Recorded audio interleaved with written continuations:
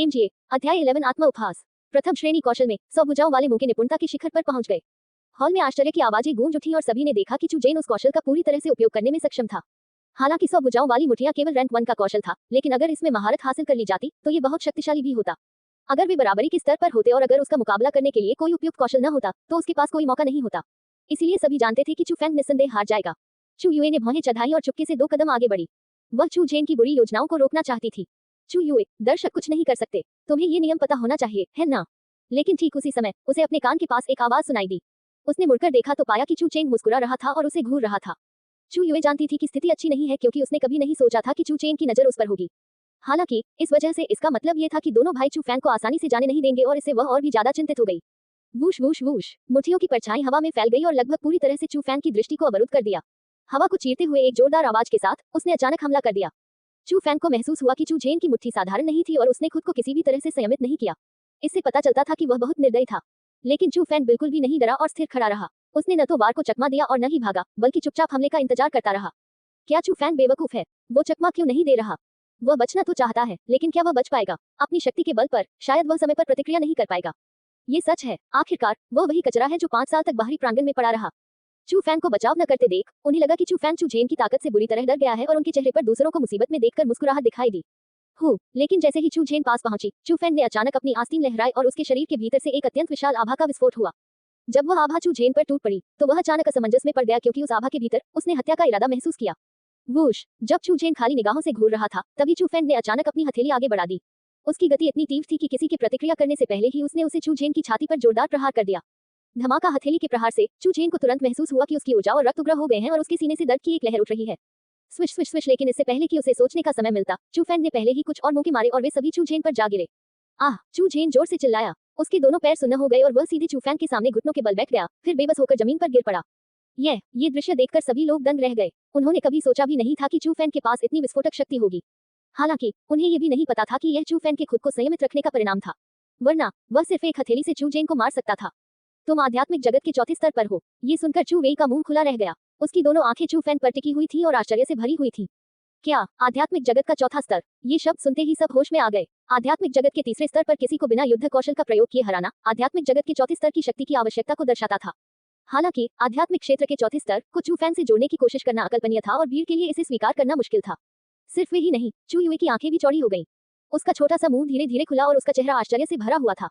चू फैंग ने भीड़ की परवाह नहीं की। वह सीधे मेज के सामने गया, तीनों पवित्र आत्मा घासें उठाई और दरवाजे की ओर चल पड़ा। वहीं रुक जाओ, ये तो परिवार के सदस्यों के बीच की बातचीत है, फिर भी तुमने इतना तीखा हमला किया। तुम्हारा दिल कहाँ है? ठीक उसी समय अचानक किसी ने चिल्लाकर कहा। देखते ही देखते चू चेंग ने चू जेन का हाथ पकड़कर उसे ऊपर उठा लिया। उसके चेहरे पर गुस्से के भाव साफ झलक रहे थे।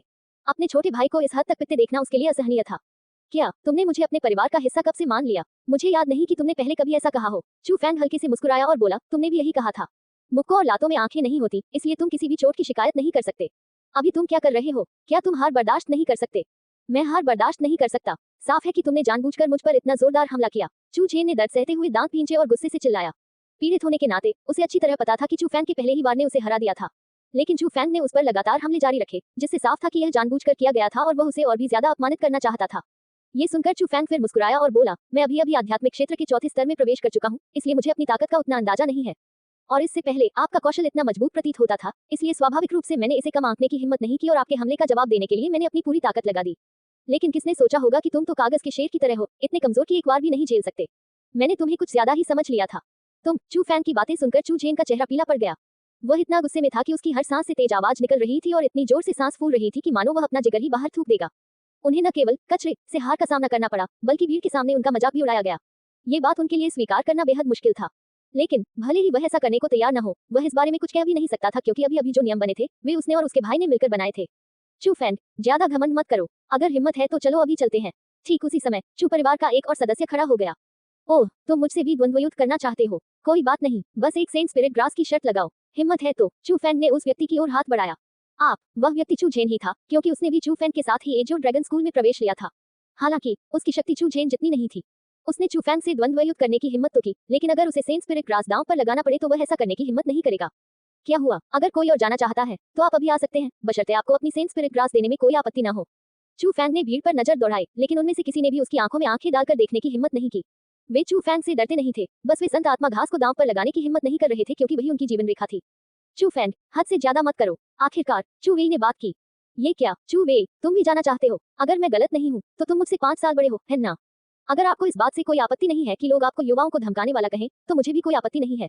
आखिर अगर मैं हार भी जाऊं तो मेरी बेइज्जती नहीं होगी, और अगर मैं जीत गया तो खूब पैसा कमाऊंगा, है ना? उन शब्दों को सुनकर चू वेई ने अपनी मुठ्ठियां भींच ली, लेकिन उसने और कुछ नहीं कहा।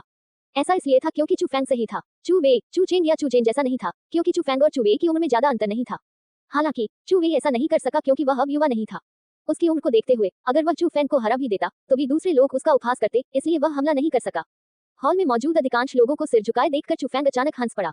वह बहुत खुशी से हंसा, लेकिन मुड़कर जाने से पहले उसने कहा, जाने से पहले मैं यहाँ मौजूद सभी लोगों को 2 वाक्य कहना चाहता हूँ। पहला है खुद को अचूक समझना, दूसरा है खुद का उपहास करना। इनके अर्थ आप सब स्वयं समझ सकते हैं। इतना कहकर चू फैंग ने एक दरवाजा खोला और शान से वहां से चला गया। उस पल घर का माहौल बेहद असहज हो गया। असल में चू परिवार चू फैंग को अपमानित करना चाहता था, लेकिन अब उन्हें खुद चू फैंग के हाथों कई बाहरी लोगों के सामने अपमानित होना पड़ा। इससे उन्हें सचमुच अपनी बेइज्जती का एहसास हुआ। लेकिन सबसे चौंकाने वाली बात चू फैंग की ताकत थी। पहले तो वे चू फैंग को चू परिवार का निकम्मा समझते थे, लेकिन अब चू फैंग आध्यात्मिक क्षेत्र के चौथे स्तर पर था और उसने कई लोगों को पीछे छोड़ दिया था। इससे उन्हें बहुत शर्मिंदगी महसूस हुई। चू फैंग घर से बाहर निकला और उसे मन में ताजगी का एहसास हुआ। बचपन से लेकर अब तक उसे उन लोगों ने खूब सताया था, और आखिरकार आज उसने उन्हें उन्हीं की तरह सबक सिखाया। दरअसल यह कोई जबरदस्ती नहीं थी, चू फैंग को तो उन्होंने मजबूर किया था। लेकिन चाहे कुछ भी हो, चू फैंग को बेहद ताजगी महसूस हुई। चू फैंग के कुछ दूर चलने से पहले ही उसके पीछे से एक मधुर आवाज आई और वह चू यू की थी। चू युए, तुम बाहर क्यों आई? चू फैंग ने उलझन में पूछा।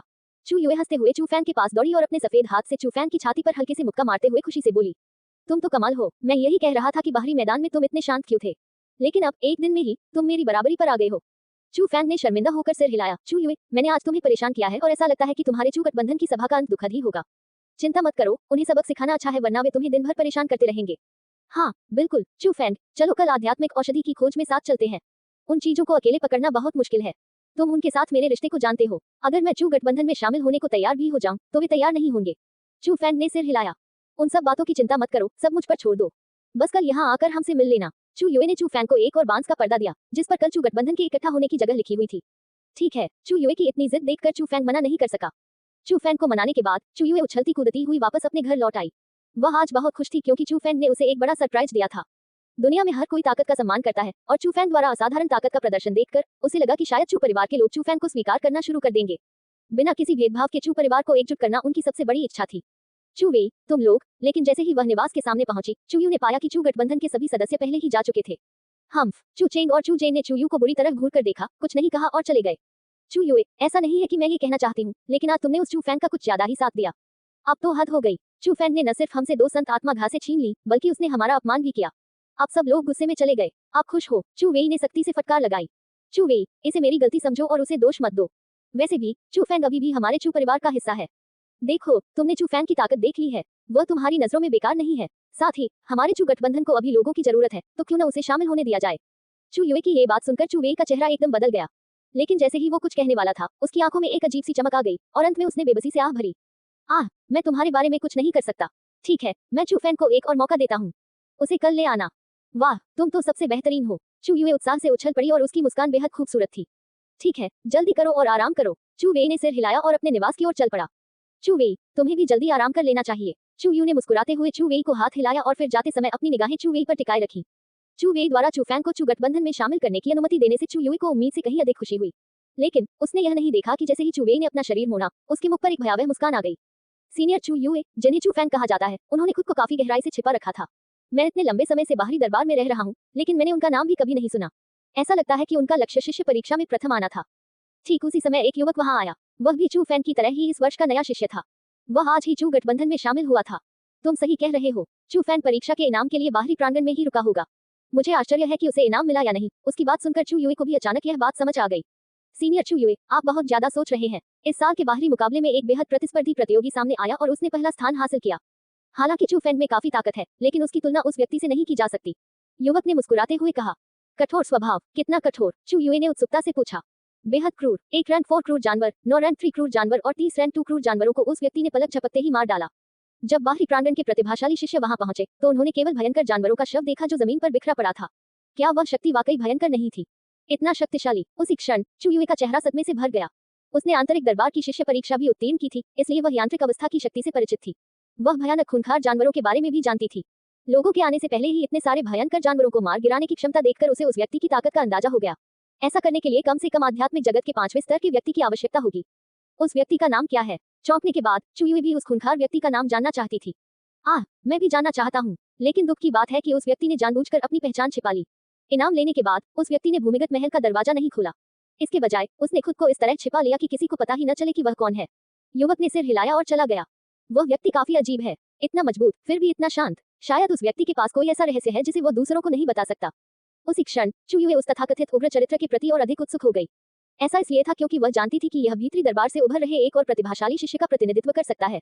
अरे नहीं, लेकिन अचानक चू युई घबरा गई क्योंकि उसे अभी अभी घटी एक अजीब घटना याद आ गई। जब चू चेंग और चू झेन वहां से निकले तो वे अपने निवास स्थान की ओर नहीं गए। वे जिस दिशा में गए वह वही सड़क थी जिस पर चू फैन जा रहा था। ये देखकर चू युई को समझ आ गया कि कुछ गड़बड़ है और वह तेजी से चू फैन की ही दिशा में चल पड़ी। भीतरी प्रांगण अत्यंत विशाल था और चू फैंग और चू युई के निवास के बीच काफी दूरी थी। हालांकि चू फैंग ने न तो जल्दबाजी की और न ही घबराया और वह धीरे धीरे चलता रहा।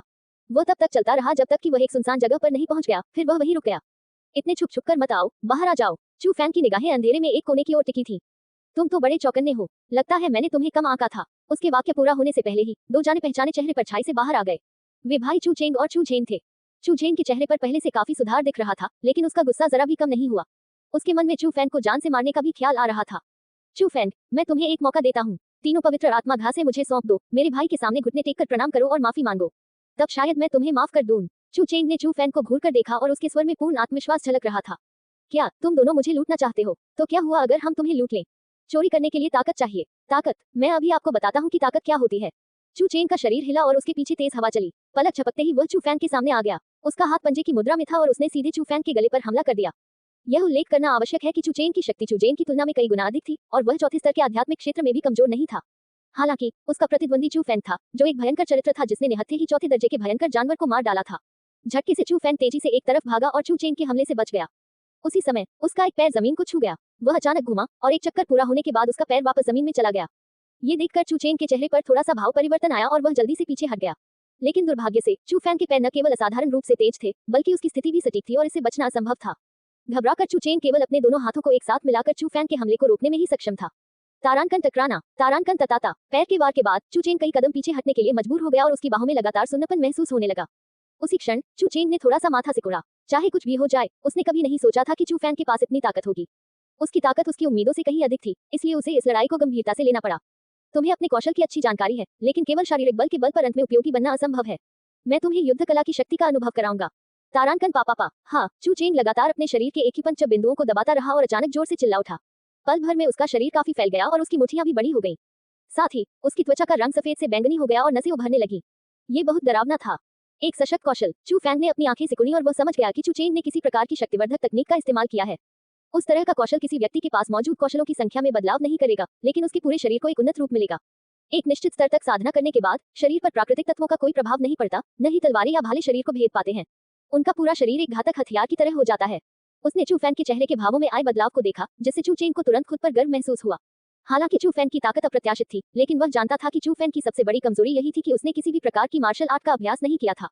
उसने जिस कौशल का प्रयोग किया उसे स्टील का शरीर कहा जाता था। इस कौशल से व्यक्ति अपने ही स्तर के किसी व्यक्ति से शारीरिक रूप से लड़ते समय लगभग अजेय हो जाता था, इसलिए उसे पूरा विश्वास था कि वह चू फैंग को हरा सकता है। चू फैंग, तुम घुटने टेक कर माफी मांग सकते हो या? लेकिन उसे अपनी बात पूरी करने का मौका भी नहीं मिला। चू फैंग का शरीर पलक झपकते ही गायब हो गया। जब चू फैंग दोबारा प्रकट हुआ तो वह चू चेंग के सामने आ गया। उसकी आंखों के सामने एक मजबूत भारी मुट्ठी लगातार बड़ी होती जा रही थी। चू फैंग को शारीरिक रूप से उससे लड़ने की हिम्मत करते देख चू चेंग ने उपहास किया और उसने भी चू फैंग की मुट्ठी पर अपनी मुट्ठी तान दी। खनखनाहट। दोनों मुट्ठियों के टकराने से ऐसी ध्वनि उत्पन्न हुई मानो इस्पात के टकराने की आवाज हो। लेकिन उस झड़प के बाद चू चेंग कुछ कदम पीछे हट गया। उसकी मुट्ठी में सुन्नापन कम नहीं हुआ बल्कि और बढ़ गया और उसने चू फैंग की ओर देखा जो आधा कदम भी पीछे नहीं हटा था। इस आदमी का शरीर इतना मजबूत कैसे है? चू चेंग को आखिरकार एहसास हुआ कि कुछ गड़बड़ है। उसकी वर्तमान साधना शक्ति के साथ लगभग कोई भी ऐसा नहीं था जो समान साधना स्तर पर उसकी शक्ति का मुकाबला करने का साहस रखता हो। लेकिन इस समय उसकी आंखों के सामने चू फैंग ने न केवल बल का जवाब बल से दिया, बल्कि वह फायदे में भी था। इससे उसे वाकई लगा कि स्थिति अच्छी नहीं है। तारांकन वूश। अचानक चू फैंग का शरीर आगे की ओर बढ़ा और उसने एक ही हथेली से वार किया। उसने सीधे अपने ठीक सामने खड़े चू चेंग पर हमला किया। चू चेंग, जिसे पहले 2 सबक मिल चुके थे, ने इसे जबरदस्ती स्वीकार नहीं किया। इसके बजाय उसने चू फैंग की कलाई पर निशाना साधा और उसे पकड़ लिया। लेकिन चू चेंग के लिए खुश होने का समय अभी नहीं आया था। उसे आश्चर्य हुआ कि उसका हाथ किसी चीज को पकड़ नहीं पाया और उसकी ओर सीधा बढ़ता हुआ हाथ भी हवा में गायब हो गया। धड़ाम। जैसे ही वह चौंका, एक अत्यंत शक्तिशाली हथेली ने उसके सीने पर जोरदार प्रहार किया।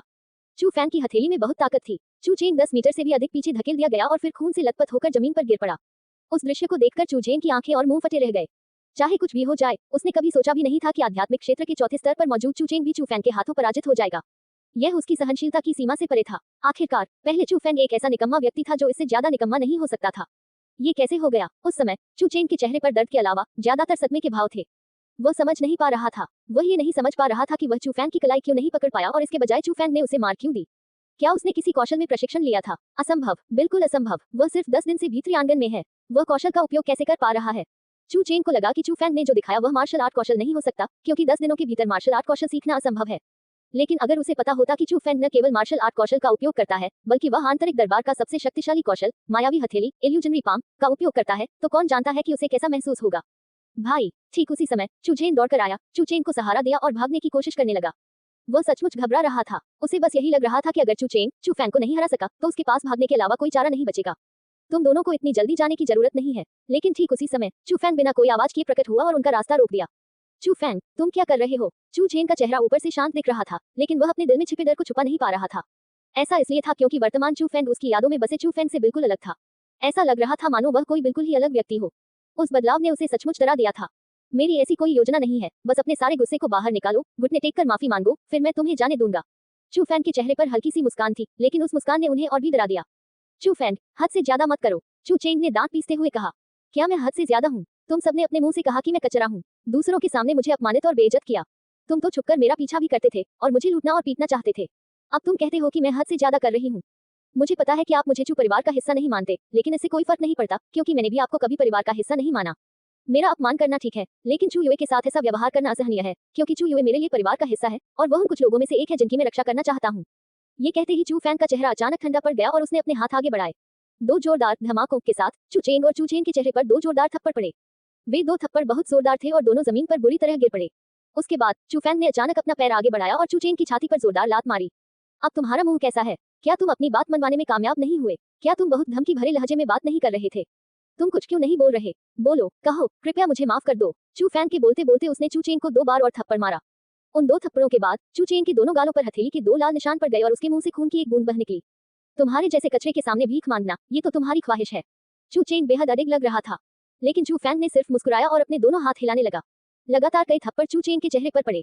उस स्थिति में चू चेंग के गाल तेजी से फूलने लगे और उसका सिर सुअर के सिर जैसा हो गया। चू फैंग, अपने बड़े भाई को इतनी बेरहमी से पिटते देख चू चेंग आखिरकार भड़क उठा। हटो, उसने अपनी विशाल आस्तीन को हिलाते हुए और एक थप्पड़ मारते हुए चू चेंग को जमीन पर गिरा दिया। उसके पास वापस उठने की भी ताकत नहीं बची थी।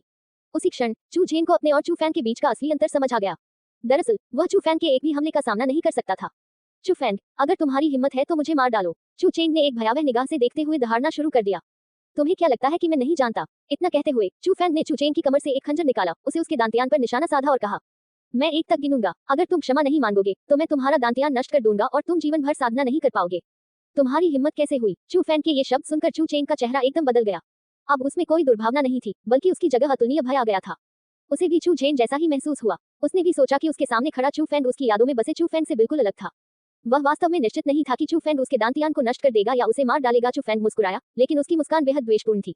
उसने कटार को ऊपर उठाया और बहुत धीमी आवाज में एक शब्द कहा, एक वूश। उसके बोलने से पहले ही चू फैंग का खंजर अचानक नीचे आ गिरा। मैं गलत था, चू फैंग, मैं गलत था। कृपया मुझे माफ कर दो, कृपया मेरी साधना को नष्ट मत करो, कृपया ऐसा मत करो। चू चेंग पागलों की तरह चिल्लाया और उसकी आवाज में रोने की आवाजें भी सुनाई दे रही थी। इसके साथ ही चू फैंग भी थोड़ा चौंक कर रुक गया और वर्तमान चू चेंग को देखते हुए मुस्कुराया। उसने देखा कि चू चेंग की आंखें बंद थी, उसकी आंखों से आंसुओं की 2 धाराएं बह रही थी और उसका मुंह लगातार माफी मांग रहा था। न केवल उसके चेहरे पर दर्द का भाव था, बल्कि उसका पूरा शरीर कांप रहा था और नीचे एक बड़ा सा पानी का गड्ढा था जिससे दुर्गंध आ रही थी। चू फैंग ने कटार को फर्श पर फेंक दिया। चू चेंग और चू चेंग के शरीर के आसपास तलाशी ली और अंत में उसे 5 निम्न गुणवत्ता वाली आध्यात्मिक औषधियां मिली, जिन्हें ग्राउंड स्पिरिट ग्रास कहा जाता है। ऐसा करने के बाद चू फैंग चू चेंग के सामने गया, उसके चेहरे पर हल्के से थपथपाया और कहा, खुद को देखो, असल कचरा कौन है? अब तुम्हें ये बात अपने दिल में स्पष्ट रूप से पता होनी चाहिए। हाँ, इतना कहकर चू फैंग हंसा और शान से चला गया। चू फैंग के जाने के बाद चू चेंग और चू चेंग ने खुद को संभाला और रात के अंधेरे में लड़खड़ाते हुए आगे बढ़े। लेकिन उनके जाने से पहले ही अंधेरे से एक खूबसूरत चेहरा बाहर आया। वह चू युए थी। हालांकि चू युए का प्यारा चेहरा पहले से ही आश्चर्य से भरा हुआ था। काफी देर बाद उसने मन ही मन बुदबुदाया, चू फैंग, तुम किस तरह के इंसान हो और तुम्हारे पास किस तरह की ताकत है? अचानक उसने अपनी आंखें बंद कर लीं और उसे युवा चू फैंग की याद आ गई। लोग चाहे उसका कितना भी मजाक उड़ाते, वह कभी पलटकर मजाक नहीं उड़ाता था। चाहे लोग उसे कितना भी अपमानित करें, उसने कभी पलटवार नहीं किया। उसके चेहरे पर हमेशा मुस्कान रहती थी और ये देखकर लोगों को उस पर दया आती थी। लोग उसके लिए दुखी होते थे, लोग उसकी रक्षा करना चाहते थे। अंततः चू युई ने अपनी आंखें खोली और अचानक मुस्कुरा उठी। शायद आपको कमजोर व्यक्ति समझकर हम गलत थे। शायद यही आपका असली रूप है। आपको दूसरों के संरक्षण की आवश्यकता नहीं है, क्योंकि आप दूसरों की रक्षा करने के लिए पर्याप्त रूप से मजबूत हैं। उसी क्षण चू फैंग अपने निवास पर लौट आया था। उसने 3 संत आत्मा घास और 5 जमीनी आत्मा घास बाहर निकाली। हालांकि ग्राउंड स्पिरिट ग्रास निम्न गुणवत्ता वाली आध्यात्मिक औषधि थी, फिर भी साधना के लिए ये बहुमूल्य वस्तुएं थी। चू फैंग को लगा कि इन्हें छीन लेना ही चू चेंग और चू चेंग को पीड़ा पहुंचाने के लिए काफी होगा। जब चू फैंग ने उन भाइयों के बारे में सोचा जो हमेशा उसे अपमानित करते थे और जिन्हें उसी ने सबक सिखाया था, तो उसे बेहद ताजगी महसूस हुई। ऐसा लगता है कि यह कहावत बिल्कुल सही है। एक बुरे व्यक्ति के खिलाफ आपको एक पत्थर की जरूरत होती है। एक बुरे व्यक्ति से तर्क करने के लिए मुक्कों का इस्तेमाल करना पड़ता है। चू फैंग मुस्कुराया, लेकिन उसने साधना शुरू करने में जल्दबाजी नहीं की। उसने अपने बड़े भाई का पत्र निकाला। उसने पत्र खोला और उसके सामने परिचित अक्षरों की पंक्तियां दिखाई दी। ये चू गुयू की लिखावट थी। भाई, एजियो ड्रैगन स्कूल में आपके प्रवेश के बाद से 5 साल बीत चुके हैं और हम भी 5 साल से एक दूसरे से नहीं मिले हैं। कुछ और दिनों के बाद वार्षिक पारिवारिक मिलन समारोह आ जाएगा और इस वर्ष परिवार के मुखिया अपने पद से सेवानिवृत्त हो जाएंगे। उनके सेवानिवृत्त होने के साथ हमें परिवार के नए मुखिया का चुनाव करना होगा और पिता उन उम्मीदवारों में से एक हैं। पिताजी, यह एक बेहद महत्वपूर्ण दिन है, इसलिए मुझे उम्मीद है कि आप इस वर्ष के समारोह में वापस आ सकेंगे और मेरे साथ पिताजी के लिए जयकार करेंगे। हालांकि उसमें केवल कुछ ही पंक्तियां थी, फिर भी उसका अर्थ स्पष्ट रूप से व्यक्त हो गया। चू फैंग ने पत्र की सामग्री पर गहराई से विचार किया। हर साल पारिवारिक समारोह में चू परिवार की युवा पीढ़ी अपनी साधना के परिणामों का परीक्षण करने के लिए मार्शल आर्ट का आदान प्रदान प्रतियोगिता करती थी। हालांकि ये केवल सतही तौर पर एक परीक्षण था, लेकिन वास्तविकता में इसने युवा पीढ़ी की क्षमता को प्रदर्शित किया और परिवार में बुजुर्ग पीढ़ी की स्थिति को भी निर्धारित किया। इस बार चू युआन उम्मीदवार के रूप में योग्यता हासिल करने में सक्षम था, क्योंकि न केवल उसके पास मजबूत शक्ति थी, बल्कि चू गुयू के साथ उसका एक अटूट संबंध भी था। चू गुयू, चू परिवार की युवा पीढ़ी में वह एकमात्र व्यक्ति थे जो लिनग्यून स्कूल में प्रवेश पाने में सक्षम थे। वह लगभग सभी पारिवारिक प्रतियोगिताओं में प्रथम स्थान प्राप्त करने में सक्षम था। उसकी प्रतिभा बहुत अधिक थी, इसलिए स्वाभाविक रूप से इसका असर चू युआन की स्थिति पर पड़ा। कुछ देर सोचने के बाद चू फैंग ने कलम और कागज ढूंढा और फिर चू गुयू को जवाब पत्र लिखना शुरू किया। विषय बहुत सरल था। इस साल वह पारिवारिक समारोह में जाएगा, क्योंकि चू फैंग भी अपने पिता के चुनाव में मदद करना चाहता था। वह पारिवारिक प्रतियोगिता में अपनी प्रतिभा का प्रदर्शन करना चाहता था और कम से कम एक सम्मानजनक स्थान प्राप्त करना चाहता था। इस तरह वह सबको बता सकता था कि चू युआन के दोनों बेटे साधारण नहीं थे। दूसरे शब्दों में कहें तो चू फैंग को लगा कि खुद को साबित करने का समय आ गया है। पत्र लिखने के बाद चू फैंग ने तीनों संत आत्मा घासों और 5 जमीनी आत्मा घासों को पूरी तरह से परिष्कृत कर लिया। उस समय चू फैंग को आखिरकार अपने दांतयान में पूर्ण अनुभूति हुई। उसके अनुमान के अनुसार 20 और संत आत्मा घासों को परिष्कृत करने के बाद वह एक सफलता प्राप्त करने में सक्षम हो सकता है। हालांकि उन 20 संत आत्मा घासों की कीमत बहुत अधिक होगी, इसलिए उन्होंने अपनी सारी उम्मीदें कल के आध्यात्मिक औषधि खोज अभियान पर टिका दी। अगली सुबह हुई और आसमान में हल्की रोशनी होने लगी। एजियो ड्रैगन स्कूल के उत्तर में स्थित विशाल चौक पर 10,000 से अधिक लोग जमा थे। यह आध्यात्मिक औषधि पर्वत के प्रवेश द्वारों में से एक था।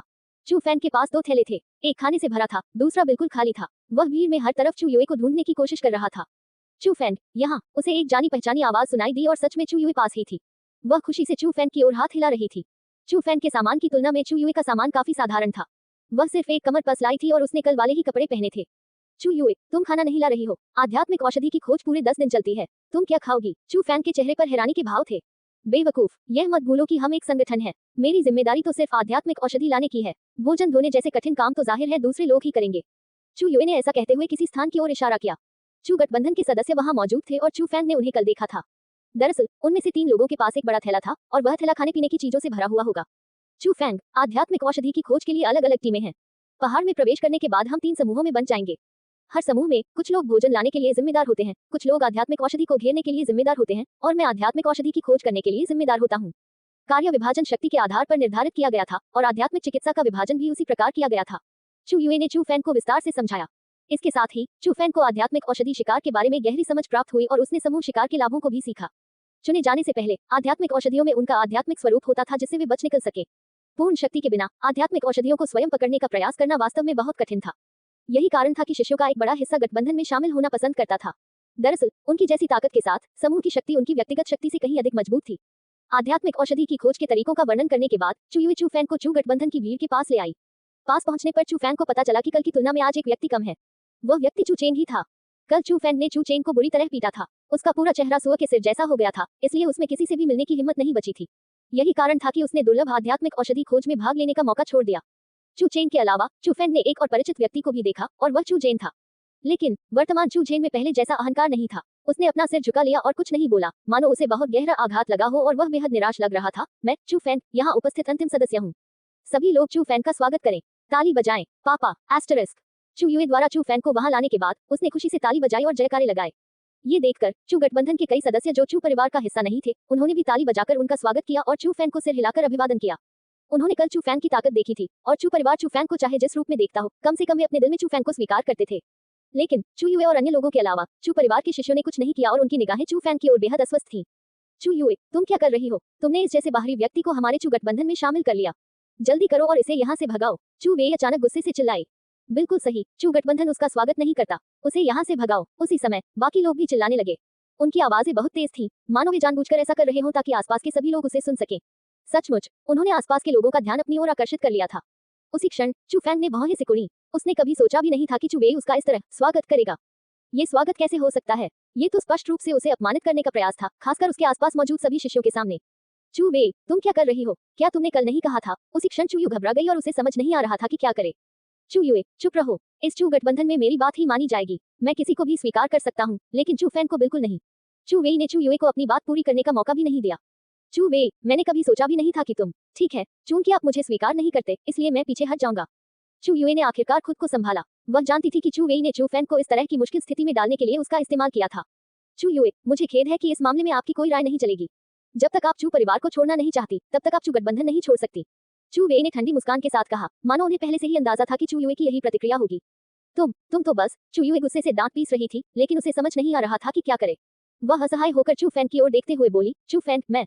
चू युए, स्पष्टीकरण देने की कोई जरूरत नहीं है। मुझे पता है कि इसके लिए तुम्हें दोषी नहीं ठहराया जा सकता। चू फैन का चेहरा बेहद शांत था और चू वेई और अन्य लोगों पर नजर डालते हुए उसने कहा, तुम्हारा चू गठबंधन मुझे स्वीकार नहीं कर रहा है ना? ठीक है, कोई बात नहीं। याद रखना तुमने आज क्या कहा। मैं गारंटी देता हूँ कि एक दिन मैं तुम्हें आज किए गए हर काम के लिए पछतावा करवाऊंगा। हाँ, क्या मजाक है? तुम्हें लगता है तुम कोई बड़े आदमी हो? क्या हमें पछतावा होगा? क्या तुम्हें लगता है कि तुम इतने महत्वपूर्ण हो कि हमें तुम्हारे लिए पछतावा हो? बिल्कुल सही, तुम खुद को क्या समझते हो? बेशर्म। उन्होंने चू फैन की बातों को अपने दिल में बसाया तक नहीं। उनकी नजरों में चू फैन सिर्फ एक निकम्मा इंसान था, क्योंकि बचपन से ही उन्होंने चू फैन के मन में यही धारणा बिठा रखी थी। ये जगह काफी चहल पहल वाली है, लेकिन ठीक उसी समय अचानक एक स्पष्ट आवाज गूंजी। सभी ने उधर देखा और उन्हें केवल दो युवक धीरे धीरे चलते हुए दिखाई दिए। वे जुड़वा भाई थे। उनके बैंगनी रंग के लंबे आस्तीन वाले कपड़े बहुत गंदे थे, इतने गंदे कि उन पर तेल की चमक साफ दिखाई दे रही थी। वे दोनों गन्ने पकड़े हुए थे और चबाते समय लगातार कान फाड़ने वाली आवाजें निकाल रहे थे, जो वाकई बहुत परेशान करने वाली थी। हालांकि जब सभी ने उनकी छाती पर लगे बैज देखे, तो उनमें से कोई भी आश्चर्यचकित नहीं हुआ। बैज पर पंखों का एक जोड़ा बना हुआ था। यह आंतरिक दरबार के सबसे मजबूत गठबंधन विंग्स एलायंस का प्रतीक था। ये विंग्स एलायंस के ड्रैगन और टाइगर भाई हैं। उसी क्षण कई लोगों ने उन्हें पहचान लिया और तरह तरह की चीखें गूंजने लगी। पुरुष शिष्यों ने आदर का भाव प्रकट किया, जबकि महिला शिष्य उन दोनों से प्रेम जताते हुए चीख रही थी। यहाँ तक कि चू युए का चेहरा भी गंभीर हो गया। चू युए, क्या तुम इन्हें पहचानती हो? चू फैंग ने उत्सुकता से पूछा। हम, उनके नाम बाय लॉन्ग और बाय हू हैं। वे मेरी ही उम्र के हैं, 16 साल के। TN, बाई का अर्थ सफेद है, लॉन्ग का अर्थ ड्रैगन है, हू का अर्थ बाघ है। उन्होंने मेरे साथ ही एजो ड्रैगन स्कूल में प्रवेश लिया था, लेकिन उन्होंने 12 वर्ष की आयु में ही आंतरिक दरबार के शिष्य की परीक्षा उत्तीर्ण कर ली और उस परीक्षा में प्रथम स्थान भी प्राप्त किया। अफवाहों के अनुसार वे 1 साल पहले ही आध्यात्मिक जगत के छठे स्तर में प्रवेश कर चुके हैं। वे सचमुच प्रतिभाशाली शिष्य हैं। चू युए उन दोनों के बारे में बात करते समय गंभीर भाव लिए हुए थी और इससे पता चलता था कि वे दोनों चू युए के दिल में बहुत महत्वपूर्ण स्थान रखते थे। 16 वर्ष की आयु में आध्यात्मिक जगत का छठा स्तर। चू युए की बातें सुनने के बाद चू फैंग ने भी ड्रैगन और टाइगर भाइयों का पुनर्मूल्यांकन किया, क्योंकि वह जानता था कि उसका बड़ा भाई चू गुयू 17 वर्ष की आयु में स्पिरिट क्षेत्र के छठे स्तर में प्रवेश कर चुका था और उसे एक प्रतिभाशाली माना जाता था। वे दोनों चू गुयू से पूरे 1 साल छोटे थे और इससे साफ पता चलता था कि विंग्स एलायंस के सदस्य साधारण लोग नहीं थे, इसलिए उन्हें महान गठबंधन के रूप में देखा जाता था। वे हमारी ओर आते हुए प्रतीत हो रहे हैं। हमने उन्हें नाराज तो नहीं किया ना? जैसे ही उन्हें पता चला कि उनका निशाना वे खुद हैं, चू गठबंधन में हर कोई घबराने लगा और चू वेई भी इसका अपवाद नहीं था। आखिरकार भाइयों के नाम तो बहुत प्रसिद्ध थे। विंग्स एलायंस में होने की उनकी हैसियत के बिना भी उनकी चमक फीकी नहीं पड़ सकती थी। वे उन लोगों को नाराज करने की हिम्मत नहीं करते थे, क्योंकि अगर वे ऐसा करते तो इसका मतलब था कि उन्हें आंतरिक अदालत में मौत की सजा सुनाई जाएगी। लेकिन जैसे जैसे वे करीब आते गए, भीड़ ने आखिरकार राहत की सांस ली, क्योंकि उन्हें पता चला कि उनका निशाना चू फैंग था। तुम चू फैंग हो? बाई लॉन्ग ने चू फैंग को ऊपर से नीचे तक देखा। कोई समस्या? चू फैंग ने शांत भाव से उत्तर दिया। ओह, चू फैंग की प्रतिक्रिया सुनकर बाई हू ने भौहें चढ़ा ली और चू फैंग का आकलन करने लगी। ये तो बहुत बढ़िया है। ड्रैगन और टाइगर भाई चू फैंग को ढूंढ रहे थे। वह अभी भीतरी प्रांगण में दाखिल हुआ और उसने भाइयों को नाराज कर दिया। उसे यही मिलना चाहिए था। देखते हैं इस बार उसकी मौत कैसे होती है। उस पल चू परिवार के सभी सदस्य खुश थे। वे सभी चाहते थे कि चू फैंग किसी बड़े आदमी को नाराज करे और फिर वे उसे मार डालें। किसने सोचा होगा कि चू फैंग सचमुच ड्रैगन और टाइगर भाइयों को नाराज कर देगा। इससे तो वे सचमुच बहुत खुश हुए। हालांकि भाइयों के अगले शब्दों ने उन्हें तुरंत चौंका दिया। चू फैंग, क्या आप विंग्स एलायंस में शामिल होने के इच्छुक हैं? रुको, मुझे लगता है मैंने अभी उन्हें ये कहते हुए सुना है। असंभव, आपने शायद गलत सुना होगा। ड्रैगन और टाइगर भाइयों के शब्दों ने वहां मौजूद भीड़ को चकित कर दिया और उनके चेहरों पर तरह तरह के जटिल भाव उभर आए। उस क्षण उनके आसपास के लोग यह मानना ज्यादा पसंद करेंगे कि उन्होंने गलत सुना है, बजाय इसके कि वे उन शब्दों को सच माने। उन्हें समझ नहीं आ रहा था कि विंग्स एलायंस चू फैंग को क्यों भर्ती करना चाहता है। अभी कुछ समय पहले ही चू फैंग को एक छोटे से गठबंधन ने भी ठुकरा दिया था। ऐसा व्यक्ति विंग्स एलायंस का सम्मान कैसे प्राप्त कर सकता है? चू फैंग, क्या तुम विंग्स एलायंस में शामिल होने के लिए तैयार हो? वे जानते थे कि भीड़ को संदेह हो रहा है, इसलिए बाय लॉन्ग ने जोर देकर एक और वाक्य जोड़ा और लहजे पर बल दिया। क्या क्या ये सच है? क्या विंग्स एलायंस वाकई उस आदमी को भर्ती कर रहा है? उसे विंग्स एलायंस से निमंत्रण कहां से मिला? विंग्स एलायंस को तो प्रतिभाशाली लोगों का जमावड़ा कहा जाता है ना? वे इतने साधारण व्यक्ति को क्यों भर्ती कर रहे हैं? समझ से परे, सचमुच समझ से परे। क्या उसका कोई विशेष क्षेत्र है? लेकिन मुझे तो कुछ भी नजर नहीं आ रहा। एक छोटा सा गठबंधन भी उसका स्वागत नहीं कर रहा। वह शक्तिशाली कैसे हो सकता है? इसके साथ ही हर तरफ चर्चाएं छिड़ गईं और सबकी निगाहें चू फैंग पर टिक गईं। सभी यह जानने की कोशिश कर रहे थे कि उसमें ऐसा क्या खास था कि उसे विंग्स एलायंस द्वारा आमंत्रित किया गया था। लेकिन चाहे कुछ भी हो जाए, वे यह नहीं समझ पा रहे थे कि वह युवक दूसरों से अलग कैसे था। फिर भी हर कोई चू फैंग की असीम प्रशंसा करता था। विंग्स एलायंस, वह स्थान जहां असंख्य शिष्यों की प्रबल इच्छाएं थीं और जहां असंख्य प्रतिभावानों को प्रवेश नहीं मिल पाया। यह आंतरिक दरबार के शिष्यों के हृदयों की परम पवित्र भूमि थी। विंग्स एलायंस, अनगिनत शिष्यों का सपना। ये एक ऐसा सपना था जिसकी केवल कल्पना ही की जा सकती थी, जो असंभव था। लेकिन उसी क्षण एक व्यक्ति ने पवित्र भूमि में प्रवेश किया और दूसरों के असंभव सपनों को साकार कर दिया। भला वे उससे ईर्ष्या क्यों न करते? यह कैसे संभव है? चू फैंग, वह सचमुच। लेकिन सबसे बदसूरत चेहरे वाले और इस बात को सबसे ज्यादा स्वीकार न कर पाने वाले लोग चू परिवार के ही थे। खासकर चू वेई। ऐसा लग रहा था जैसे उस पर किसी भारी हथौड़े से वार किया गया हो। उसका पूरा दिमाग चकरा रहा था और वह पूरी तरह से अचंभित था। चू युए भी वैसी ही थी। वह चू फैंग के बगल में खड़ी थी। उसने अपना छोटा सा मुंह खोला और उसकी आंखें लगातार झपक रही थी। वह हैरानी से चू फैंग को घूर रही थी। भीड़ की प्रतिक्रियाओं को देखकर ड्रैगन और टाइगर भाई प्रसन्न होकर मुस्कुराए, फिर उन्होंने अपनी नजरें चू फैंग की ओर घुमाई। भीड़ की प्रतिक्रियाओं की तुलना में भाइयों को चू फैंग की प्रतिक्रिया का अधिक इंतजार था। वे चू फैंग को ऐसे जश्न मनाते देखना चाहते थे मानो वह पागल हो गया हो और किसी सपने में खो गया हो। लेकिन चू फैंग ने उन्हें स्पष्ट रूप से निराश किया। वह परमानंद से फूला नहीं समाया था, बल्कि उसने कोई भाव नहीं दिखाया और उसका चेहरा पानी की तरह शांत था। इससे भी अधिक आश्चर्यजनक बात चू फैंग के अगले शब्द थे। आपकी अच्छी मंशा के लिए धन्यवाद, लेकिन मैं फिलहाल किसी भी गठबंधन में शामिल नहीं होना चाहता। चू फैंग ने शांत भाव से कहा। क्या मैंने गलत तो नहीं सुना? उसने मना कर दिया। चू फैंग के शब्द सुनते ही पहले से ही उबलते तेल के बर्तन की तरह गर्म भीड़ अचानक उग्र हो गई। अनगिनत लोगों के सपनों में देखी हुई अच्छी चीज उनसे छीन ली गई। ये बिल्कुल अकल्पनीय था। यह जवाब मिलने के बाद ड्रैगन और टाइगर भाइयों ने भी भौहें चढ़ा ली और उनके चेहरे स्पष्ट रूप से नाखुश थे। चू फैंग, अगर तुम हमारे विंग्स एलायंस में शामिल हो जाते हो तो एजो ड्रैगन स्कूल में तुम्हारे भविष्य के विकास में तुम्हें केवल लाभ ही होगा। क्या तुम सचमुच मना करने वाले हो? बाई लॉन्ग ने सलाह देते हुए पूछा। मुझे बहुत खेद है, चू फैंग का जवाब दृढ़ था। आप। बाई हू थोड़ा गुस्से में था, लेकिन इससे पहले कि वो कुछ कर पाता, बाई लॉन्ग के बड़े हुए हाथों ने उसे रोक दिया। बाई लॉन्ग ने एक बार फिर चू फैंग का पुनर्मूल्यांकन किया और कहा, चू फैंग, मुझे उम्मीद है कि तुम इस पर पुनर्विचार करोगे। उसके बाद बाई लॉन्ग मुड़कर चला गया। बाई हू की तीखी निगाहों के बाद वह भी बड़े बड़े कदमों से चला गया। उस आदमी ने विंग्स एलायंस का निमंत्रण सचमुच ठुकरा दिया। क्या वह बेवकूफ है? उसे देखकर ही पता चलता है कि उसने इस बारे में सोचा भी नहीं, इसलिए उसे विंग्स एलायंस के बड़े नाम के बारे में पता ही नहीं होगा। आह, कितना अफसोस की बात है। मुझे लगता है कि भविष्य में जब उसे विंग्स एलायंस की ताकत का एहसास होगा तो वह बेहद निराश होगा।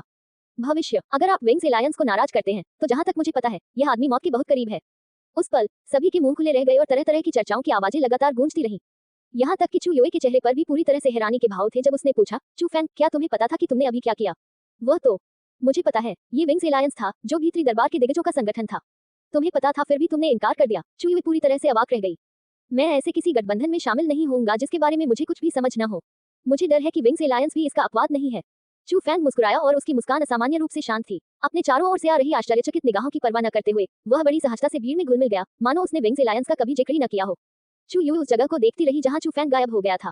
उसके चेहरे पर बहुत भाव थे और काफी देर बाद उसने बुदबुदाते हुए कहा, चू फैंग, ऐसा लगता है कि मैं तुम्हें पहले से कम समझ पा रही हूँ। दरअसल चू फैंग भी विंग्स एलायंस के निमंत्रण से हैरान था, लेकिन अप्रत्याशित होने के कारण उसने दृढ़ता से इनकार कर दिया। आखिरकार उसके शरीर में एक ऐसा रहस्य छिपा था जिसे दूसरे नहीं जान सकते थे। 9 रंगों वाली बिजली, वह भयानक चीज जिसने लगभग पूरे महाद्वीप को तबाह कर दिया था।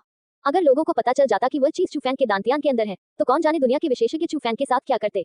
यहाँ तक कि यह भी संभव था कि उसका पेट चीर दिया जाता। कुछ देर बाद चौक के बाहर एक रहस्यमयी जगह पर ड्रैगन और टाइगर भाई उदास चेहरे के साथ खड़े थे। उनके सामने एक युवती खड़ी थी। उस लड़की की त्वचा गोरी थी, भौहें नुकीली थी, आंखें बड़ी थी और मुंह छोटा था जो चेरी की तरह लाल था। हालांकि उसका चेहरा थोड़ा कम उम्र का लग रहा था, फिर भी वह सुंदर थी और थोड़ी अपरिपक्व भी। लेकिन उसी क्षण उस युवती की भौहें तन गईं और उसने भाइयों से पूछा, आप कह रहे हैं कि उसने विंग्स एलायंस में शामिल होने से इनकार कर दिया? सीनियर सू मेई, हमने जो कुछ भी कहा वह सब सच था। दोनों भाइयों ने एक साथ जवाब दिया। सच में कोई ऐसा व्यक्ति है जो हमारे विंग्स एलायंस के निमंत्रण को ठुकराने की हिम्मत करता है? वह जरूर जीने से थक गया होगा। लड़की अपने होंठ काट रही थी और उसकी खूबसूरत आंखों में क्रोध के निशान उभर रहे थे। सीनियर सू मेई, सच कहूं तो हमें ये भी नहीं पता कि वह लड़का किस चीज में उत्कृष्ट था, लेकिन उन दोनों ने उसका जिक्र किया और हमें उसे आमंत्रित करने के लिए कहा। अगर हमने उसके साथ कुछ भी बुरा किया तो मुझे डर है। डरने की क्या बात है? विंग्स अलायंस में शामिल होने का न्योता देकर हमने पहले ही उसकी प्रतिष्ठा बढ़ा दी थी, लेकिन अब उसने मना करने की हिम्मत की। हमने उसकी प्रतिष्ठा बढ़ाई, लेकिन उसने उसे स्वीकार नहीं किया। अगर हम उसे थोड़ा दर्द नहीं चखने देंगे तो हमारे विंग्स एलायंस की इज्जत कहाँ रहेगी। मैं यह मामला तुम दोनों के हवाले करता हूँ। चिंता मत करो मेरी बड़ी बहन की कसम, तुम दोनों को कुछ नहीं होगा। ठीक है, ठीक है। ड्रैगन और टाइगर भाइयों ने उस खूबसूरत युवती के सामने जरा भी पलटवार करने की हिम्मत नहीं की। और मैं ये बात आखिरी बार कह रही हूँ, मुझे वरिष्ठ मत कहो, मेरी उम्र तुम्हारी उम्र से कोई अधिक नहीं है। उन दोनों पर एक नजर डालकर वह चली गई।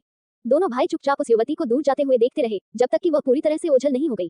तभी उन्होंने राहत की सांस ली, मानो उन पर से कोई बोझ उतर गया हो।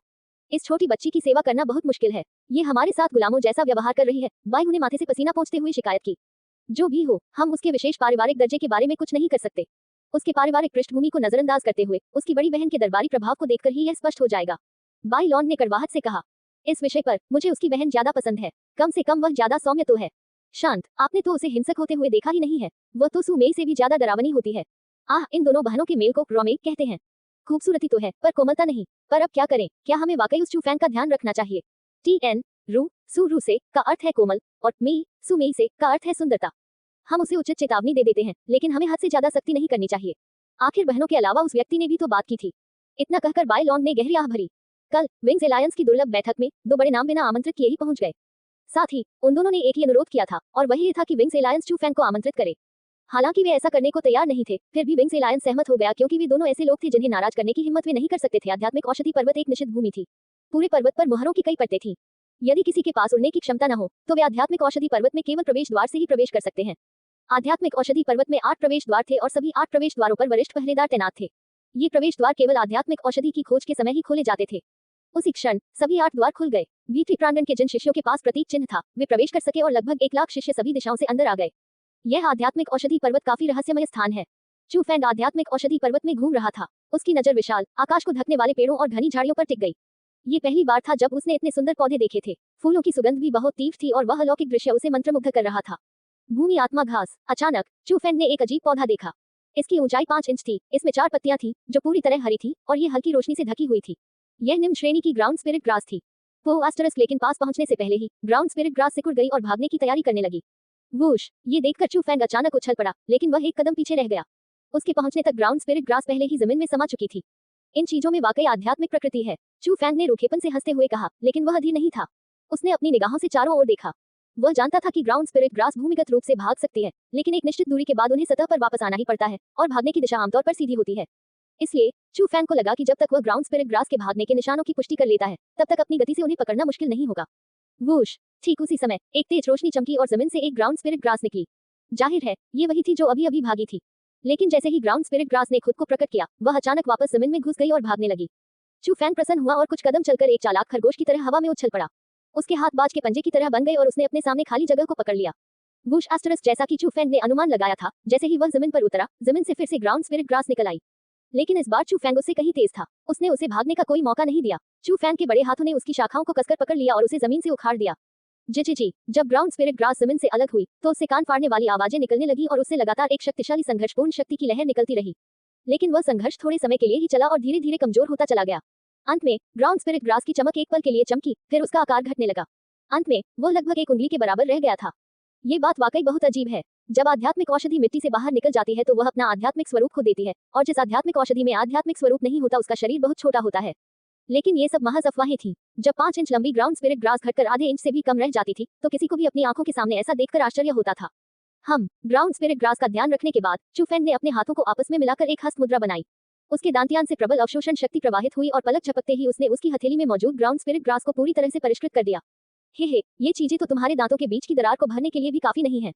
चूफैंग ने कड़वी मुस्कान दी। ग्राउंड स्पिरिट ग्रास तो बस एक निम्न श्रेणी की आध्यात्मिक औषधि थी और उसमें निहित आध्यात्मिक ऊर्जा सेंट स्पिरिट ग्रास से कई गुना कम थी। अगर वह दिव्य बिजली को ऊर्जा देने के लिए इस पर निर्भर रहता तो उसे इसकी बहुत बड़ी मात्रा की आवश्यकता होती। चूंकि कोई चारा नहीं था, चूफैंग भटकता रहा और सीधे पहाड़ी जंगल के गहरे हिस्सों में चला गया। आध्यात्मिक औषधि पर्वत को भीतरी वृत्त, मध्य वृत्त और बाहरी वृत्त में विभाजित किया गया था। बाहरी घेरे में निम्न गुणवत्ता वाली आध्यात्मिक औषधियां थीं, मध्य घेरे में मध्यम गुणवत्ता वाली आध्यात्मिक औषधियां थीं और आंतरिक घेरे में उच्च गुणवत्ता वाली आध्यात्मिक औषधियां थीं। चूफैंग उच्च गुणवत्ता वाली आध्यात्मिक औषधि संत आत्मा घास से अधिक परिचित था, लेकिन वह ये भी जानता था कि जब संत आत्मा घास में अभी भी आध्यात्मिक प्रकृति होती है तो वह दयालु नहीं होती। लोगों को देखते ही वे भाग जाते थे और उनकी आक्रमण शक्ति भी अत्यंत प्रबल थी। अफवाहों के अनुसार एक संत आत्मा घास 6ठे दर्जे के भयंकर जानवर के बराबर थी। इसका अर्थ यह भी था कि आत्मा जगत के 6ठे स्तर पर पहुंचे बिना आप उसे हरा नहीं सकते थे। इसीलिए भीतरी घेरे को एक निश्चित क्षेत्र माना जाता था और बहुत कम लोग उसमें प्रवेश करने का साहस करते थे। चू फैंग का भी उन खतरनाक लोगों का शिकार करने का कोई इरादा नहीं था, इसलिए उसका लक्ष्य मध्य घेरा था। मध्यम गुणवत्ता वाली आध्यात्मिक औषधि आकाश आत्मा घास थी। किंवदंतियों के अनुसार यह जमीन से चिपक सकती थी और तेजी से उस पर दौड़ सकती थी। इसमें अदृश्य होने की क्षमता भी थी, इसलिए इसे पकड़ना बहुत मुश्किल था। लेकिन सौभाग्य से इसमें कोई घातक शक्ति नहीं थी। यद्यपि इसमें निहित आध्यात्मिक ऊर्जा संत आत्मा घास से अतुलनीय थी, फिर भी ये जमीनी आत्मा घास से बहुत दूर थी। इसीलिए इस बार चू फैंग का सबसे बड़ा लक्ष्य इसे पकड़ना था। वह आगे बढ़ता रहा और चू फैंग को रास्ते में जितनी भी ग्राउंड स्पिरिट ग्रास दिखाई दी, वे सभी उसकी राक्षसी पकड़ से बच नहीं पाई और यहाँ तक कि वे वहीं पर परिष्कृत हो गईं।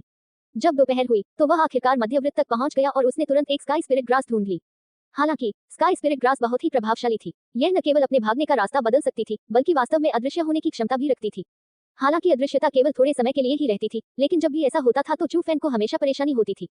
पश्चिम में सूरज डूबने तक चू फैंग ने कम से कम एक दर्जन स्काई स्पिरिट ग्रास देखी, लेकिन वह उनमें से एक को भी पकड़ नहीं पाया। मुझे विश्वास नहीं है कि मैं मध्यम गुणवत्ता वाली आध्यात्मिक चिकित्सा से हार जाऊंगा। हालांकि पूरे दिन दौड़ने के बाद भी चू फैंग में अभी भी काफी जोश था, लेकिन जब उसके पेट में तेज आवाज आने लगी तो वह बेबस हो गया और उसे रुककर कुछ खाना ही पड़ा। जब वह राशन खा रहा था तब वह आकाश आत्मा घास द्वारा किए गए अपने उपहास को नहीं भूला और उसने आकाश आत्मा घास को पकड़ने और उन्हें परिष्कृत करने की शपथ ली। जैसा कि मैंने कहा, मध्य घेरे में मत आना। ये आकाश आत्मा घास ऐसी चीज नहीं है जिसे हम पकड़ सके। श्रीमती, जल्दी करने की कोई जरूरत नहीं है। मैंने आकाश आत्मा घास के भागने के तरीकों को धीरे धीरे समझना शुरू कर दिया है। मुझे एक और दिन दीजिए, मैं गारंटी देता हूँ कि हम उसे पकड़ लेंगे। एक दिन में हम बाहरी घेरे में कितनी ग्राउंड स्पिरिट ग्रास पकड़ सकते हैं? आप बस हमारा समय बर्बाद कर रहे हैं। ठीक उसी समय जंगल से टूटी फूटी आवाजें सुनाई दी और चू फैंग को महसूस हुआ कि कम से कम 10 लोग उसके करीब आ रहे हैं। हे, लगता है मैं अकेला नहीं हूँ जो इस परेशानी से जूझ रहा है। चू फैंग मुस्कुराया, लेकिन उसने सिर उठाकर देखा तक नहीं और अपने हाथों में रखे राशन को बड़े बड़े निवालों में खा लिया। सुश्री, देखिए, ये तो चू फैंग ही लग रहा है। लेकिन जब एक आश्चर्यचकित फिर भी व्यंग्यात्मक आवाज सुनाई दी तो चू फैंग समझ गया कि उसका सामना एक परिचित से ही हुआ है। उसने आंखें उठाई और देखा 10 परछाइयां उसे घूर रही थी और वे सभी जाने पहचाने चेहरे थे। जो युवती नेतृत्व कर रही थी उसका नाम चूजू था। वह चू फैंग से 1 साल छोटी थी और उसे चू फैंग की चचेरी बहन कहा जा सकता है। हालांकि चूयुए जितनी प्यारी और खूबसूरत नहीं थी, फिर भी उसमें कुछ खूबियां थी, खासकर उसकी बर्फ जैसी सफेद त्वचा जो उसके नाम से बिल्कुल मेल खाती थी। TN जू का अर्थ है बर्फ, लेकिन वह चू चेंग और चू चेंग जैसी ही थी। वह बचपन से ही चू फैंग को नापसंद करती थी और दुश्मन सेना से ताल्लुक रखती थी। चू जू के पीछे 9 लोग थे। हालांकि उनके उपनाम में चू लगा हुआ था, लेकिन कड़ाई से कहें तो वे चू परिवार के सदस्य नहीं थे। वे चू परिवार के नौकर थे, लेकिन चू परिवार में उनके माता पिता का कुछ रुतबा होने के कारण वे दोनों एक ही समय में एजियो ड्रैगन स्कूल में दाखिला ले चुके थे।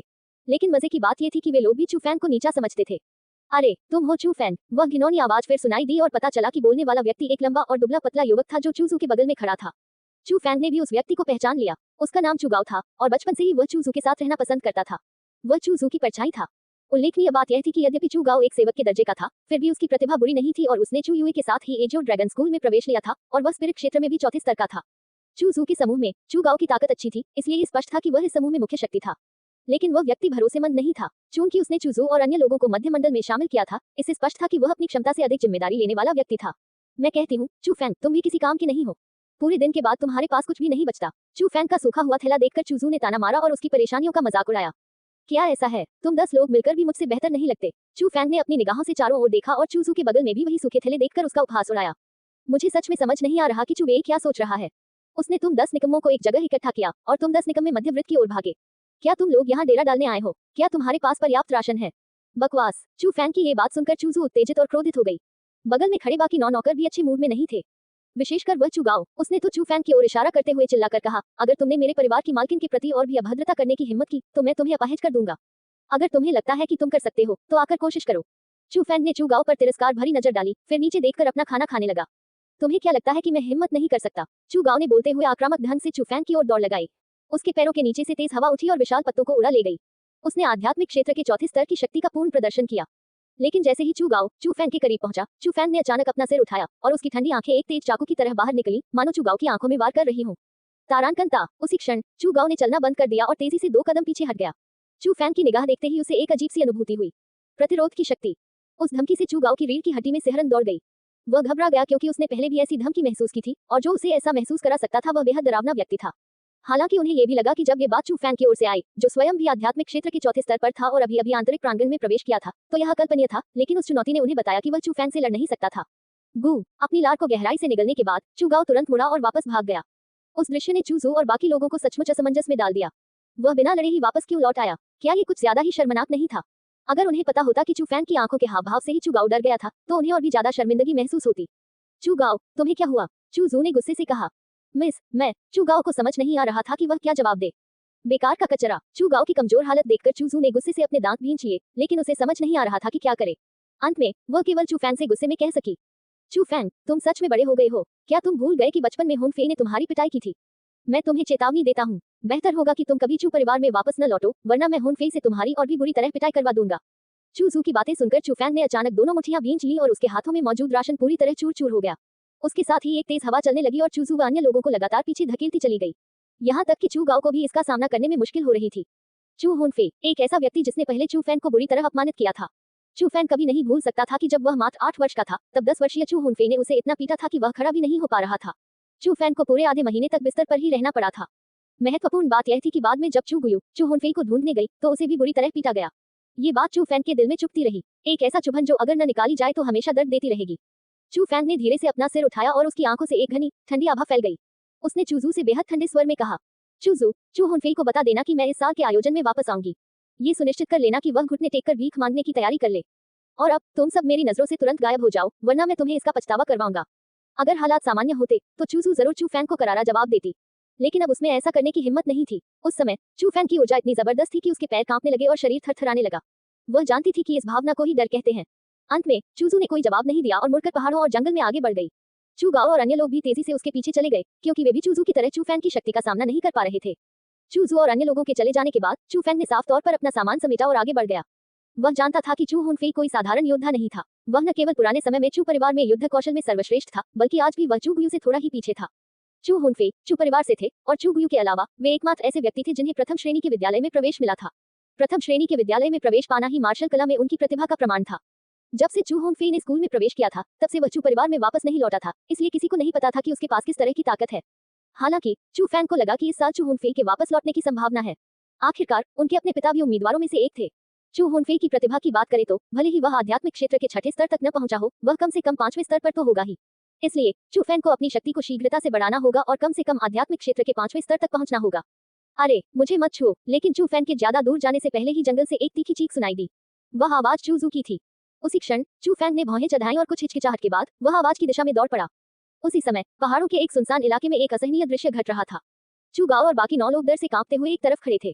बीच में खाली जगह में 3 आदमी चूजू के साथ छेड़छाड़ कर रहे थे। वे तीनों लगभग 20 वर्ष के थे और उनके चेहरे बेहद भद्दे थे, लेकिन उनके शरीर के पीछे उनकी पीठ पर एक काली लोहे की तलवार थी। वे तलवार गठबंधन के सदस्य थे। जूनियर, डरने की कोई जरूरत नहीं है, हमारा कोई बुरा इरादा नहीं है और हम बस आपसे थोड़ी बातचीत करना चाहते हैं। एक आदमी जिसका पूरा चेहरा चेचक के निशानों से भरा हुआ था, चूजू के बैंगनी कपड़ों को खींच रहा था। उसके द्वारा एक आस्तीन पहले ही फट चुकी थी, जिससे उसकी बर्फ जैसी सफेद त्वचा दिखाई दे रही थी। हे, ये तो काफी गोरी है, मुझे इस तरह की कोमल लड़कियां पसंद हैं। बाकी दोनों भी चूजू के शरीर को छू रहे थे। उनकी आंखें चमक रही थी और उनके मुंह से लार टपक रही थी। हम एक ही स्कूल में पढ़ते हैं, क्या तुम्हें डर नहीं लगता कि अगर तुम मेरे साथ ऐसा बर्ताव करोगे तो बड़े तुम्हें सजा देंगे? चूजू का चेहरा आंसुओं से भीगा हुआ था और वह बेबस होकर छटपटा रही थी। जूनियर, हम तुम्हारी रक्षा कर रहे हैं, बड़ों के पास तो हमारी प्रशंसा करने का भी समय नहीं है, तो वे हमें क्यों दंडित करेंगे? बिल्कुल सही, उन जैसे निकम्मे लोगों का पीछा करने से तुम और भी खतरे में पड़ जाओगे। फिर भी हमारे पीछे आना बेहतर है, और जब शिकार खत्म होगा तो हम तुम्हें कुछ इनाम देंगे। हाँ, रात हो चुकी थी और तीनों बेहद अकेले थे। ठीक उसी समय उन्हें चूजू जैसी एक छोटी भीड़ दिखाई दी। भला वे इस मौके को कैसे गंवा सकते थे? वरिष्ठों, कृपया हमारे परिवार की कुतिया को जाने दीजिए, चू गाओ ने कांपते हुए विनती की। तारांकन वूश। अपना वाक्य पूरा करने से पहले ही तलवार गठबंधन के एक सदस्य ने अपनी काली लोहे की तलवार निकाली, उसे चू गाओ की ओर लहराया और चू गाओ के शरीर के सामने एक तेज हवा चली। तारांकन पूफ। उस तेज हवा के बाद चू गाओ के पैरों के ऊपरी हिस्से पर एक खून से लथपथ घाव दिखाई दिया और एक झटके में वह जमीन पर घुटनों के बल गिर गया। आत्मा जगत का 5 स्तर। ये देखकर चू परिवार के लोग भय से पीछे हट गए। हवा को तलवार की तरह इस्तेमाल करके चू गाओ को एक ही प्रहार में पराजित करना निस्संदेह आध्यात्मिक क्षेत्र के 5वें स्तर की साधना शक्ति थी। अभी के अभी यहाँ से चले जाओ, मैं तुम्हें जीने दूंगा। जब उस व्यक्ति ने ठंडी चमकती लोहे की तलवार चू गाओ और अन्य लोगों की ओर तानी, तो उसकी आवाज में हत्या का इरादा स्पष्ट रूप से झलक रहा था। जैसे ही उन्हें जान से मारने की धमकियों का सामना करना पड़ा, चू परिवार और अन्य लोगों की भावनाएं हिल गईं और कुछ लोग तो वापस लौटने भी लगे। हालांकि चूजू उनकी मालकिन थी और चू परिवार के प्रति उनके पास बहुत सारे एहसान थे, लेकिन जब उनके अपने जीवन से संबंधित निर्णय की बात आई तो उनका चुनाव वास्तव में बहुत सरल था। तुम सब नौकरों को उसे छोड़ने की सोचते देख चूजू के दिल में असहनीय कड़वाहट भर आई। बचपन से ही वे उसके साथ रहे थे और उसके सभी आदेशों का पालन करते आए थे। वह डांटना चाहती थी, फिर भी वह इतनी लाचार थी क्योंकि वह जानती थी कि उसका काम तो पहले ही खत्म हो चुका है। एजियो ड्रैगन स्कूल में उसका कोई प्रभाव या शक्ति नहीं थी और जिन लोगों को वह नाराज नहीं कर सकती थी, उनके खिलाफ अगर वह कलंकित भी हो जाती तो भी वह इसे केवल सहन कर सकती थी क्योंकि वह मरना नहीं चाहती थी। तारांकन वूश। लेकिन जब चूजू हताश हो रही थी, तभी जंगल से एक साया राक्षस की तरह निकला और चूजू के सामने आ गिरा। Bang bang bang. जमीन पर उतरते ही उस व्यक्ति ने बिजली की गति से हमला कर दिया। हथेली की अनगिनत परछाइयां अपने साथ घातक इरादा लिए हुए तलवार गठबंधन के तीनों लोगों की ओर सीधे उड़ गईं। Whoosh whoosh whoosh. तलवार गठबंधन के तीनों सदस्य इस अचानक बदलाव को देखकर आश्चर्यचकित रह गए। उन्होंने अपने पैर के अंगूठे से जमीन को छुआ और अचानक पीछे की ओर छलांग लगा दी। उन्होंने अपनी निगाहें केंद्रित की और उन तीनों ने पाया कि उन पर अचानक हमला करने वाला व्यक्ति एक युवक था। लेकिन सबसे ज्यादा हैरान चूजू थी। उसने कभी सोचा भी नहीं था कि जिन लोगों पर उसे सबसे ज्यादा भरोसा था, जब वे उसे छोड़ने की सोच रहे थे, तब चूफैंग अपनी सुरक्षा की परवाह किए बिना उसके सामने खड़ा होगा। तुम कौन हो? मेरी खुशी के मौके में खलल डालने की तुम्हारी हिम्मत कैसे हुई? चेचक के निशानों से भरे चेहरे वाले स्वॉर्ड एलायंस के सदस्य ने गुस्से से चिल्लाते हुए चूफैंग की ओर इशारा किया। तुम मेरा नाम जानने के लायक नहीं हो, लेकिन मुझे न्याय कह सकते हो। चूफैंग ने हल्की सी मुस्कान के साथ कहा। न्याय? हाँ। चेचक के निशान वाले उस व्यक्ति ने अपने हाथों में लोहे की तलवार घुमाई और अनगिनत पवन तलवारें चूफैंग की ओर उड़ गईं।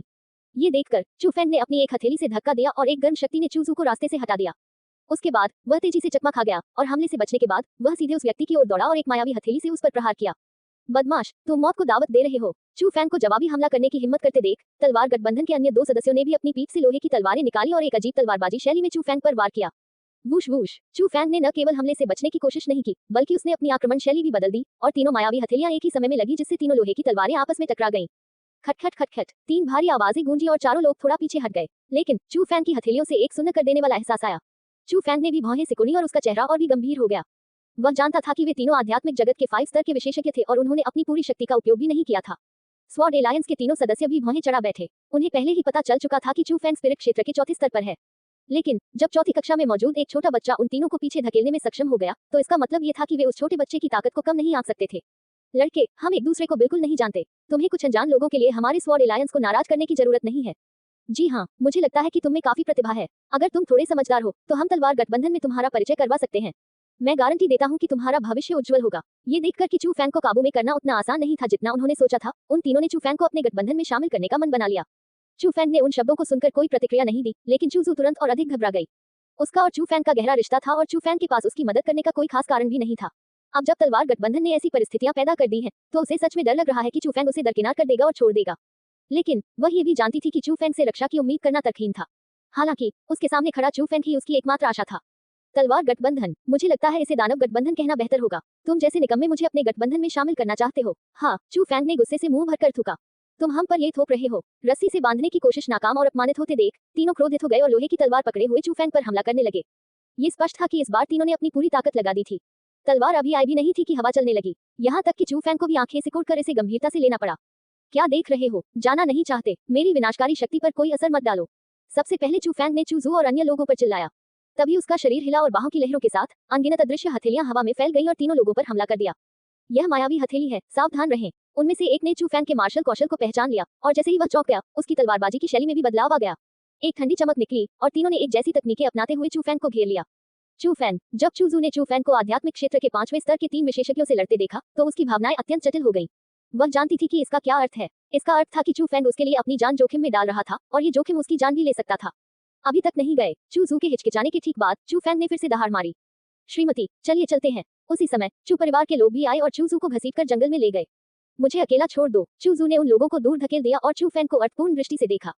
तलवारों की परछाइयों से घिरे और संघर्ष करने की पूरी कोशिश कर रहे चूफैंग को देखकर चूजू ने अपने दांत ऐसे पीसे जैसे वह कोई बहुत कठिन निर्णय ले रही हो। चले जाओ। चूफैंग ने एक बार फिर दहाड़ लगाई। उसी क्षण चूजू का कमजोर शरीर कांप उठा और उसकी आंखों के कोने से 2 चमकते हुए आंसू बह निकले। धन्यवाद कहकर वह वापस जंगल में चली गई। बदमाश, मेरी खुशी में खलल डालने की हिम्मत कैसे हुई? मैं आज ही तुम्हें अपाहिज कर दूंगा। अपने मुंह के ठीक सामने पड़े चर्बीदार मांस को हाथ से फिसलते देख तीनों क्रोध से आग बबूला हो गए। उनकी तलवारों की नोकें शरीर के महत्वपूर्ण अंगों पर टिकी थी और वे चूफैंग को जान से मारना चाहते थे। यह आपकी ताकत पर निर्भर करेगा। हालांकि चूफैंग के चेहरे पर दृढ़ता झलक रही थी, लेकिन वह दबाव भी महसूस कर रहा था। अपने से एक स्तर ऊपर के 3 लोगों के खिलाफ लड़ना वाकई उसके लिए बहुत मुश्किल था। वे तीनों लोग, हालांकि वे कोई असाधारण व्यक्ति नहीं थे, लेकिन उनके हाथों में तलवार तो शक्तिशाली थी ही, साथ ही उन्होंने जो युद्ध कौशल विकसित किया था, उससे वे उस धारदार हथियार का भरपूर उपयोग कर पाते थे। इसके अलावा उन तीनों की संयुक्त शक्ति के कारण चूफैंग को उनका सामना करने में काफी कठिनाई हो रही थी। सबसे महत्वपूर्ण बात यह थी कि चूफैंग अपनी तीनों थंडर शैलियों को उजागर नहीं करना चाहता था, इसलिए उसने फैसला किया कि वह अब उन तीनों के साथ और कोई छेड़छाड़ नहीं करेगा। Whoosh whoosh. उस बात को सोचते हुए चूफैंग ने एक चाल चलने का नाटक किया, फिर हवा में उछला और बिजली की तरह 3 लोगों के घेरे से बाहर निकल गया। तुम तीनों निकम्मे हो, कोशिश करके मुझे पकड़ो। कूदकर बाहर निकलते ही चूफैंग ने उन्हें चिढ़ाया और मुस्कुराते हुए बंदर की तरह जंगल में छलांग लगा दी। भागना चाहते हो? पीछा करो। चूफैंग को भागते देख वे तीनों उसे कैसे जाने दे सकते थे। वे तुरंत उसके पीछे दौड़ पड़े, लेकिन उन्होंने चूफैंग को कम आंका। अपनी आध्यात्मिक शक्ति का भरपूर इस्तेमाल करने और हर तरह के युद्ध कौशल का प्रयोग करने के बावजूद वे चूफैंग तक नहीं पहुंच सके। उनके बीच हमेशा एक दूरी बनी रही। अरे बाप रे, क्या ये आदमी बंदर का पुनर्जन्म है? ये इतना तेज कैसे है? ये लड़का साधारण नहीं है, इतनी कम उम्र में इतनी ताकत रखता है और हमारी तलवारबाजी की रणनीति से भी बच निकलता है। उसमें असाधारण प्रतिभा होनी चाहिए। बिल्कुल सही, मैंने पहली बार किसी को मायावी हथेली का इस स्तर तक इस्तेमाल करते देखा है। अगर वह इसी तरह आगे बढ़ता रहा तो उसकी क्षमता की कल्पना भी नहीं की जा सकती। इसी वजह से हम उसे यहाँ से जिंदा नहीं जाने दे सकते, वरना वह अंतहीन मुसीबतें खड़ी करेगा। जैसे जैसे उन तीनों को चू फैन की ताकत का एहसास होता गया, उनका दिल और भी ठंडा होता गया। उन्होंने धीरे धीरे आध्यात्मिक औषधि पर्वत पर चू फैन को मारने का फैसला कर लिया। उन तीनों की रफ्तार बहुत तेज है, मैं उनसे पीछा भी नहीं छुड़ा सकता। उसी समय चू फैन उन तीनों की ताकत देखकर अवाक रह गया।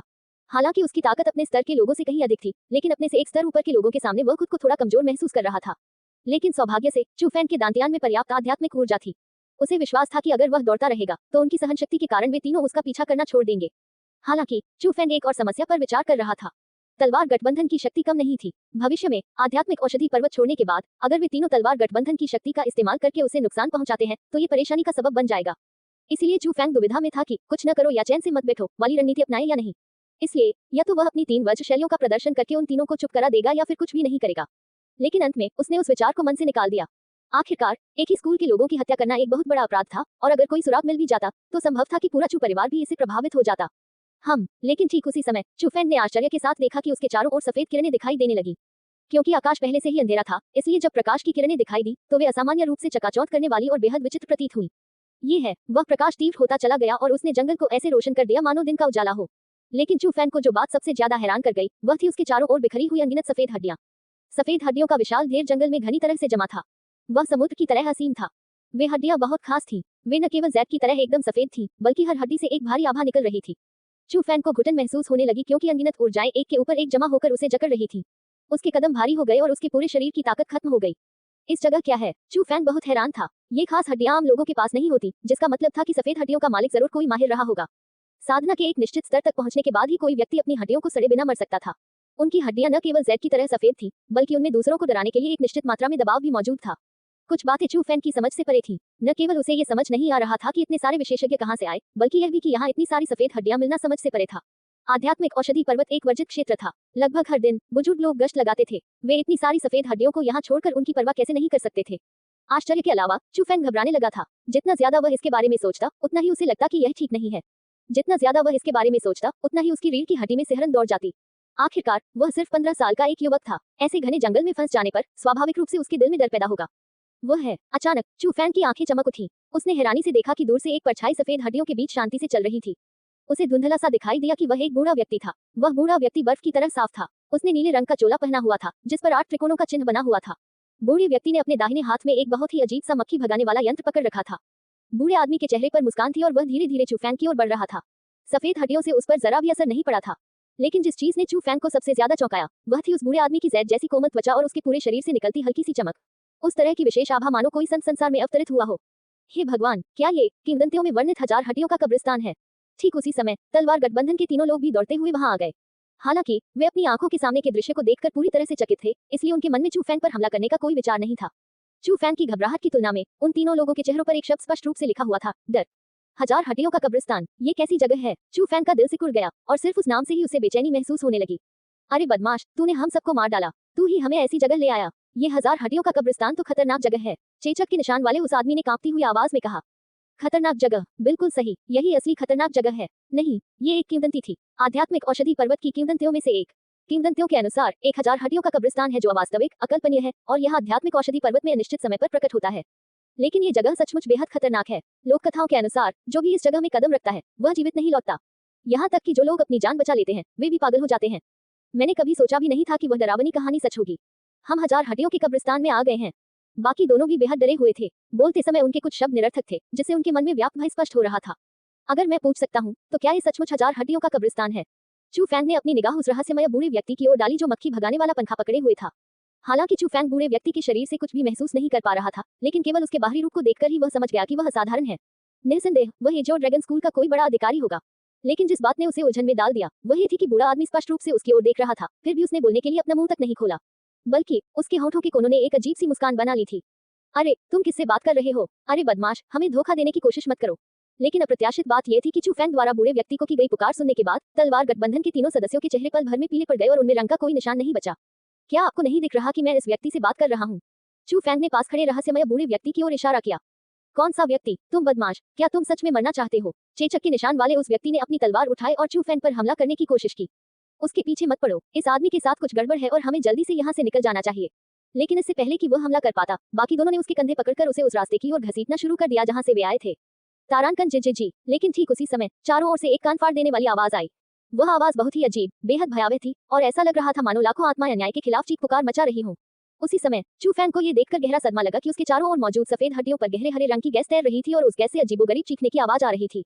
लेकिन जिस बात ने चू फैंग को सबसे ज्यादा बेचैन कर दिया वह ये थी कि एक अजीब गहरे हरे रंग की गैस चू फैंग और बाकी लोगों की ओर तैरती हुई आ रही थी।